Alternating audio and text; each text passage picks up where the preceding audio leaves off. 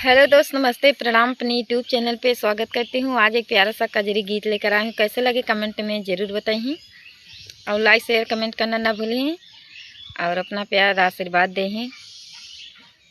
धन्यवाद।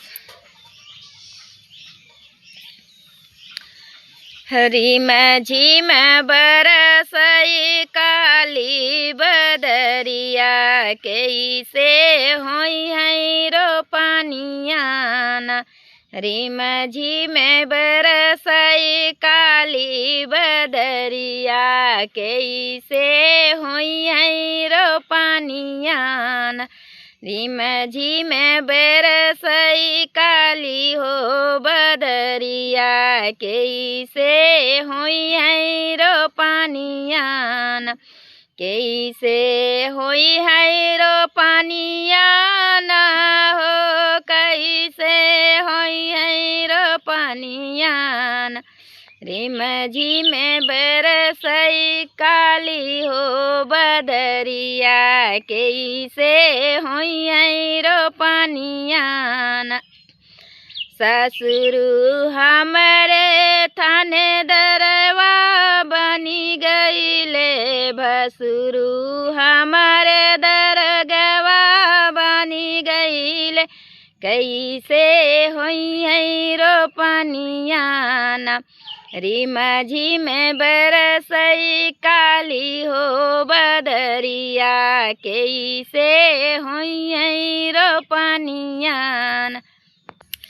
रिम झिम बरसई काली हो बदरिया कैसे होई रो पानियान। रिम झिम बरसई काली हो बदरिया कैसे होई रो पानियान। कैसे होई रो पानियान हो, कैसे होई रो पानियान। रिम झिम बरसई काली हो बदरिया कैसे होई रो पानियान।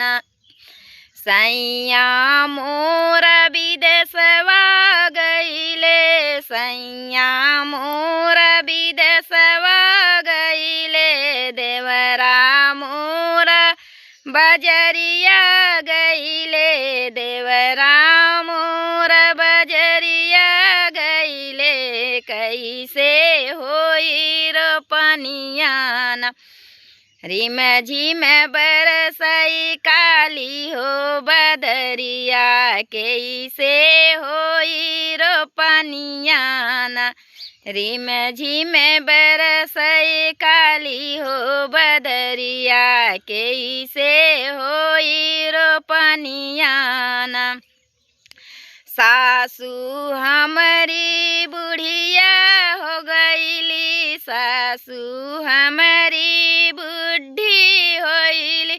ननदी हमारी ससुरे गईली, ननदी हमारी ससुरे गईली। कैसे होई रो पानियान।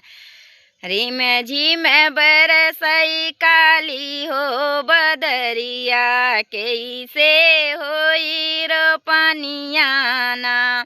रिम झिम बरसई काली हो बदरिया कैसे होई रो पानियान।